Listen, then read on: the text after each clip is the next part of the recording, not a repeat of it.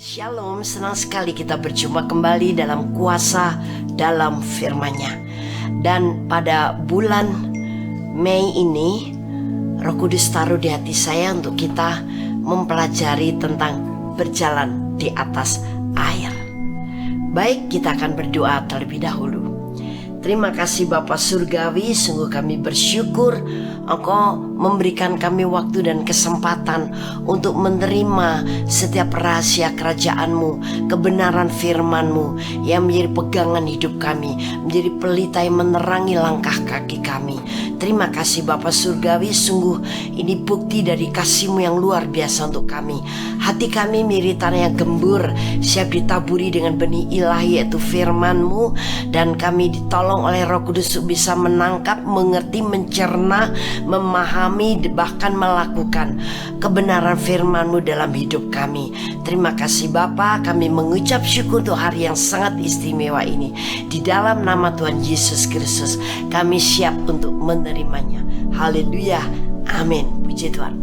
Mungkin mendengar kata atau kalimat berjalan di atas air saja, kita sudah agak membelalakan mata ke atas dan kita bergumam dari mulut kita, wow. Berjalan di atas air mustahil. Tapi Yesus kan berjalan di atas air. Ya, itu kan Tuhan Yesus. Siapakah kita? Nah, tentu yang muncul adalah sebuah kemustahilan, dan rasanya tidak mungkin dan tidak akan bisa kita melakukan hal itu. Dan untuk apa sekarang kita mau mempelajari tentang berjalan di atas air? Sebetulnya sesi ini bukan untuk kita kemudian belajar tentang berjalan di atas air, tapi kita harus mengetahui kunci-kunci kehidupan, kunci-kunci yang luar biasa, yang spektakuler, yang supranatural, yang Bapa Surgawi berikan kepada kita sejak kita sudah percaya ditebus oleh Tuhan Yesus dan kita menjadi milik Yesus. Semua akan dibukakan kepada kita, semua akan diajarkan kepada kita, semua akan dibagikan kepada kita, semua akan dicontohkan kepada kita. Dan yang lebih luar biasa lagi, Bapak Surgawi memberi izin, bahkan memberikan perintah, semua silahkan engkau lakukan. Karena firman memang bukan hanya untuk kita dengar, kita mengerti secara pengetahuan, namun firman untuk dilakukan juga dalam kehidupan kita. Nah, sebelum kita belajar lebih lanjut lagi, kita akan membaca ayat-ayat firman-Nya terlebih dahulu dari Matius pasal yang ke-14 ayat yang ke-22 sampai dengan ayat yang ke-29. Demikian firman Tuhan.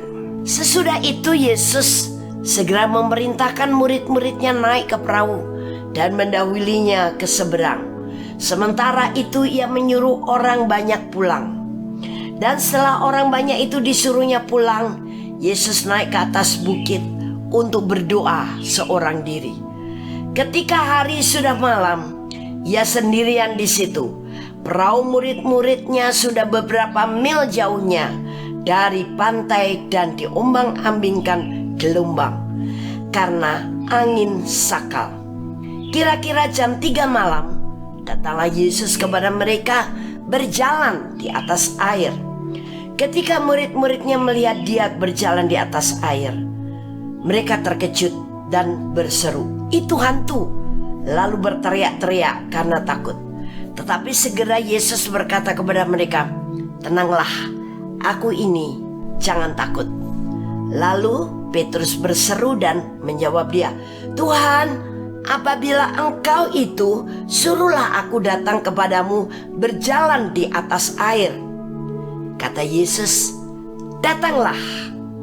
Maka Petrus turun dari perahu dan berjalan di atas air mendapatkan Yesus. Di sini betul-betul Petrus berjalan di atas air, persis seperti Yesus yang berjalan di atas air.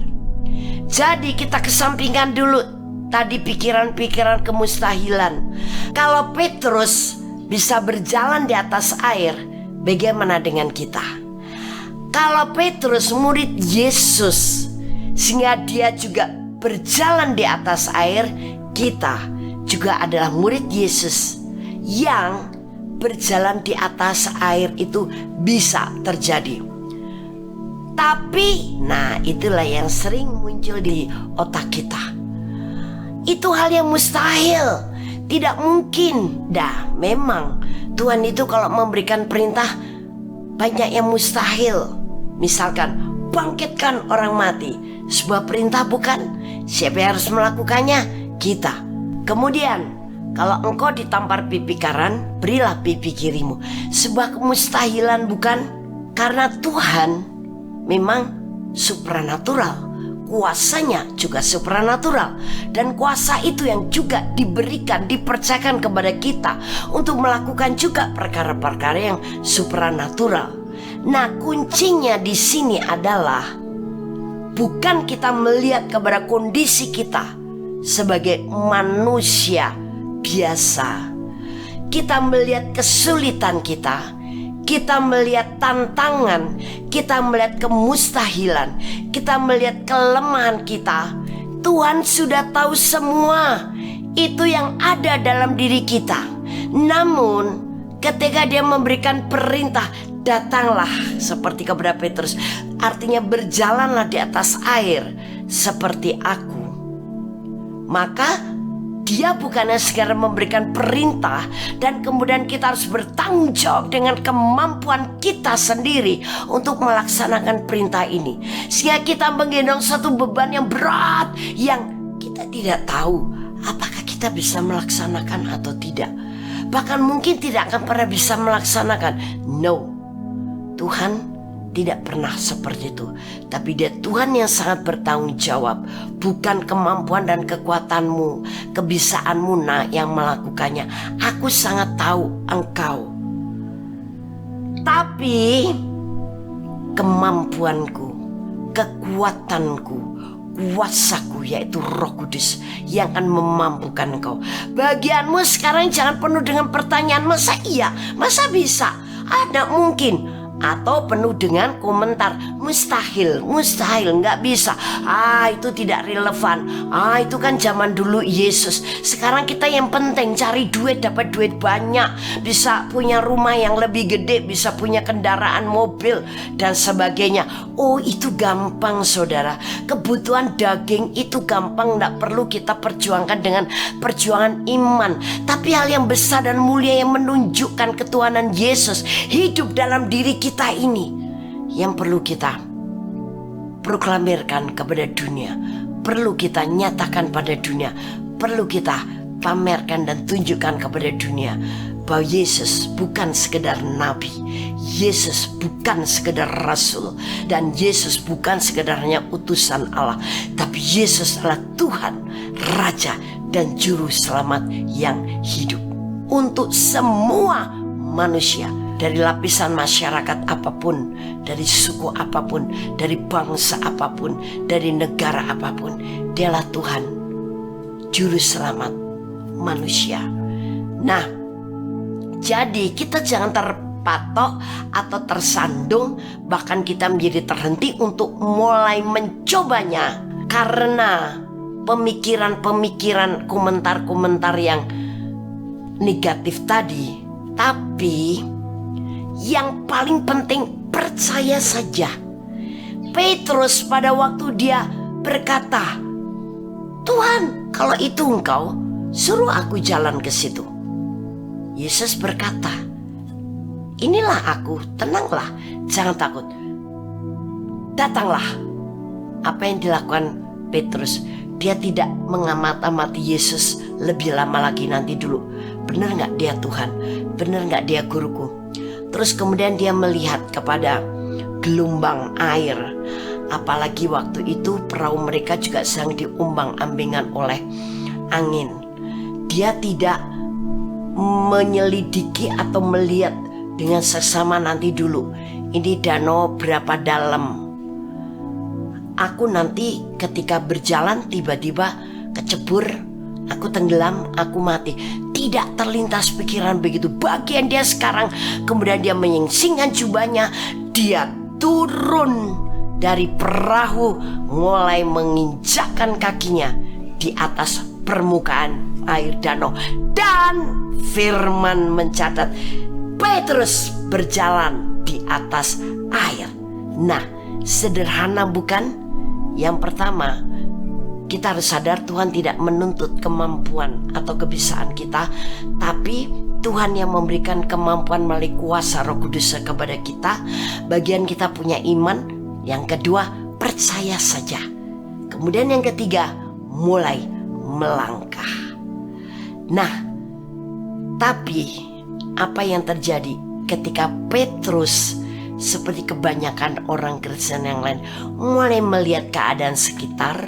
Dia mulai melihat angin yang berhembus, dia mulai melihat gelombang yang bergejolak di permukaan air danau. Dia kehilangan konsentrasi pandangan dan pikirannya kepada Yesus yang sebentar lagi sampai.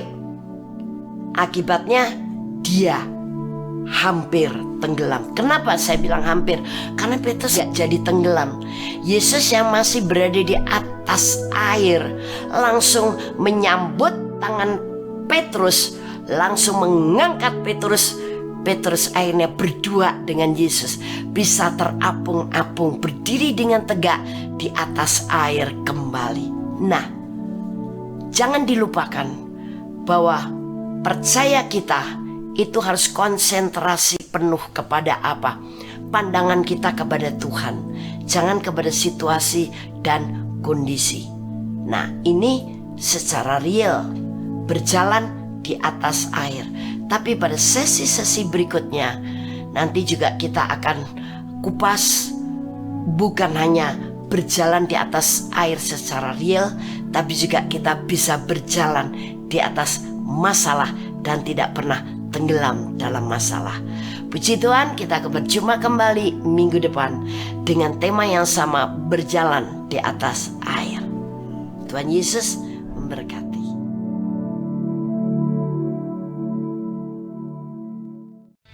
Shalom. Terima kasih Anda telah menyaksikan seri kebenaran firman Tuhan yang akan selalu kami unggah setiap minggunya di channel Hope SCC TV. Saya percaya setiap kebenaran firman Tuhan ini akan membangun dan akan memberkati saudara. Itu sebabnya jangan lupa untuk like dan subscribe supaya Anda tidak ketinggalan untuk seri selanjutnya. Terima kasih dan Tuhan Yesus memberkati.